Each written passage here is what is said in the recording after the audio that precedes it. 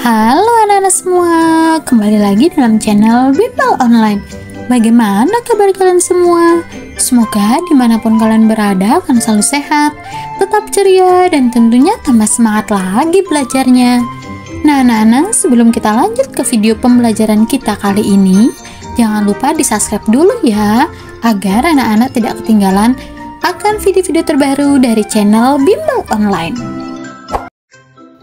Anak-anak semua, di video pembelajaran kita kali ini, kita akan sama-sama membahas dan mempelajari mata pelajaran IPAS untuk kelas 5 kurikulum merdeka, yaitu kita akan sama-sama belajar di bab 6, di bagian peta konsep dan uji pemahaman.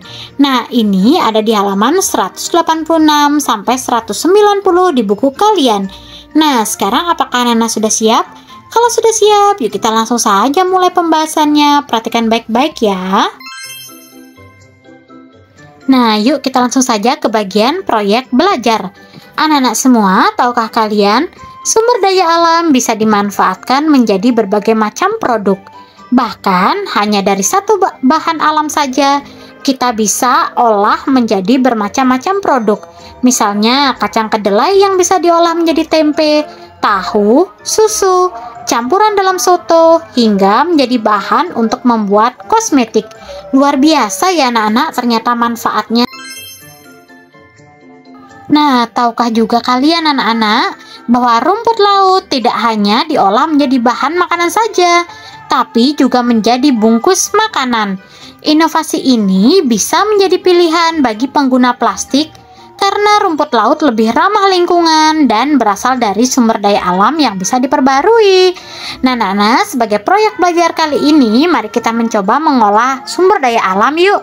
Nah, untuk proyek ini kalian bisa lakukan bersama guru dan teman-teman kalian ya, anak-anak. Nah, berdasarkan pembelajaran kita di bab 6 ini, kita sekarang mengisi peta konsep anak-anak. Di sini peta konsepnya yaitu sumber daya alam. Nah, sumber daya alam ini dibagi menjadi hayati dan non-hayati. Nah, yang hayati ini contohnya ada tumbuhan, hewan, maupun mikroba. Kemudian, sumber daya alam non-hayati ini yaitu ada tanah, minyak bumi, dan gas alam. Tak hanya itu anak-anak, sumber daya alam itu juga dibagi menjadi dua, yang bisa diperbaharui maupun tidak bisa diperbaharui.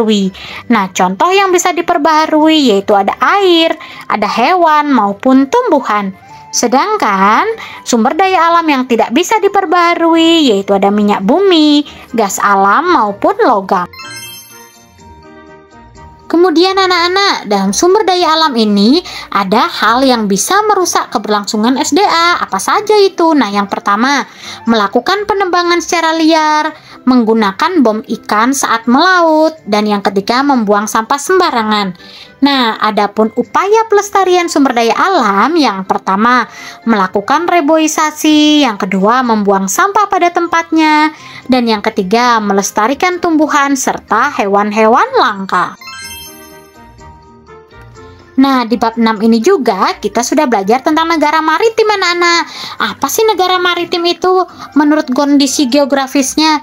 Nah, kondisi geografis negara maritim yang pertama, memiliki wilayah laut yang lebih luas dibandingkan wilayah daratannya. Yang kedua, memiliki potensi sumber daya laut yang besar. Dan yang ketiga, berada di antara dua samudra, yaitu Samudra Hindia dan Samudra Pasifik. Nah, aktivitas ekonomi pada negara maritim yang pertama, industri pengolahan ikan, industri pembuatan kapal, maupun wisata bahari. Nah, potensi kekayaan di negara maritim anak-anak, kekayaannya adalah terumbu karang, minyak bumi dan gas bumi, maupun perikanan. Nah, inilah kondisi geografis, aktivitas ekonomi, dan potensi kekayaan yang ada di negara maritim.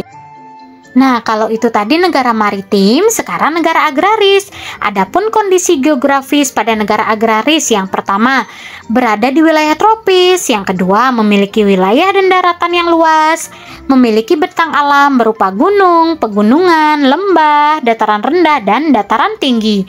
Nah, potensi kekayaan di negara agraris anak-anak dalam bidang hasil pertanian, yaitu ada beras, jagung, cabai, bawang merah, dan kedelai. Nah, hasil perkebunannya yaitu ada cengkeh, teh, kopi maupun karet.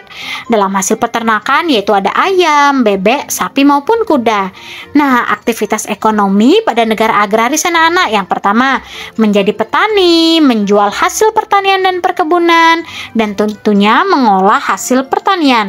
Nah, inilah ciri-ciri dari negara agraris dilihat dari kondisi geografis, potensi kekayaan maupun aktivitas ekonominya.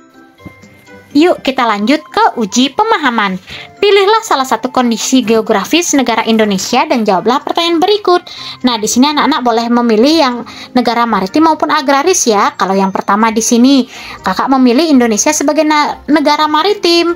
Mengapa Indonesia disebut sebagai negara maritim? Karena Indonesia memiliki wilayah laut yang luas. Yang kedua, apa potensi dan kekayaan dari negara maritim? Nah, potensinya yaitu hasil laut yang bisa digunakan sebagai sumber pangan, tempat wisata, maupun energi alternatif. Yang ketiga, bagaimana menjaga kelestarian negara maritim? Tentunya tidak menangkap ikan dengan alat bantu yang merusak laut, mengambil SDA laut dengan bijaksana, dan memberi waktu untuk budidaya dan berkembang biak, tidak membuang limbah beracun ke laut. Nah, itu kalau kalian memilih Indonesia sebagai negara maritim. Kalau sebaliknya, kalau kalian memilih negara sebagai agraris. Mengapa Indonesia disebut sebagai negara agraris? Karena memiliki wilayah daratan yang luas, tanah yang subur sehingga cocok untuk aktivitas bercocok tanam. Yang kedua, apa potensi dan kekayaan dari negara agraris? Yaitu potensi yang berhubungan dengan pertanian, perkebunan, perhutanan, maupun peternakan. Dan yang ketiga, bagaimana menjaga kelestarian negara agraris? Tentunya menjaga kesuburan tanah dengan tidak membuang limbah atau sampah yang bisa merusak tanah, melakukan tebang pilih tanam, sehingga hutan ada waktu untuk bertumbuh, mengambil dengan bijaksana, membuat pembangunan dengan bijaksana, sehingga wilayah bercocok tanam serta hutan masih tetap terjaga. Nah, inilah kalau kalian memilih Indonesia sebagai negara agraris. Selanjutnya, pengelompokan sumber daya alam. Buatlah tabel yang berisi minimal 5 macam SDA yang ada di Indonesia. Kelompokkan SDA tersebut menjadi SDA hayati, SDA non-hayati, SDA yang bisa diperbarui, dan SDA yang tidak bisa diperbarui. Nah, di sini kakak memberikan beberapa contoh ya anak-anak. Contohnya padi. Nah, padi ini termasuk SDA hayati dan tentunya SDA yang bisa diperbaharui. Kemudian ada minyak bumi. Minyak bumi ini SDA non-hayati dan SDA yang tidak bisa diperbaharui. Yang ketiga ada tanah. Nah, tanah ini merupakan SDA non-hayati dan SDA yang bisa diperbaharui. Mungkin yang keempat kalian bisa mencontohkan gas bumi atau timah atau logam ya anak-anak ya. Itu termasuk SDA non-hayati dan SDA yang tidak bisa diperbaharui. Sekarang yuk kita ke bagian C, pemanfaatan SDA yang berlebihan. Indonesia kaya akan sumber daya laut. Banyak yang bisa kita manfaatkan dari laut. Salah satunya sebagai sumber pangan. Sebutkan 2 dampak yang terjadi jika kita melakukan penangkapan ikan menggunakan peledak. Nah, yang pertama pastinya rusaknya ekosistem laut sehingga ikan dan sumber pangan laut lainnya terancam populasinya. Yang kedua, hewan-hewan laut yang masih kecil dan telur-telurnya juga akan terkena ledakan sehingga akan kesulitan berkembang biak. Akibatnya, hewan-hewan sebagai sumber pangan ini akan kesulitan dibudidayakan. Yang ketiga, terumbu karang sebagai habitat, banyak hewan laut akan ikut rusak, sehingga banyak hewan yang kehilangan habitatnya. Yang keempat, hewan dan tumbuhan laut yang ada di sekitarnya terkena ledakan akan ikut mati. Nah, walaupun bukan menjadi target tangkapan nelayan. Nah, anak-anak, inilah tadi uji pemahaman dan tentunya kita sudah mengisi peta konsep. Nah, anak-anak, kakak berharap semoga video pembelajaran ini dapat membantu kalian dalam belajar ya. Tentunya dimanapun kalian berada, tetap semangat belajarnya, sehat selalu, dan tentunya tambah semangat lagi belajar bersama channel Bimbel Online. Thanks for watching, see you next time, bye-bye. Nah, jika video ini bermanfaat untuk kalian, jangan lupa di like, komen, subscribe, dan share juga ke teman-teman kalian anak-anak. Oh iya anak-anak, untuk video lengkapnya kalian bisa klik IPAS kelas 5 Kurikulum Merdeka daftar playlist ya. Di sana sudah lengkap semua mata pelajaran ada, jadi mempermudah kalian dalam belajar.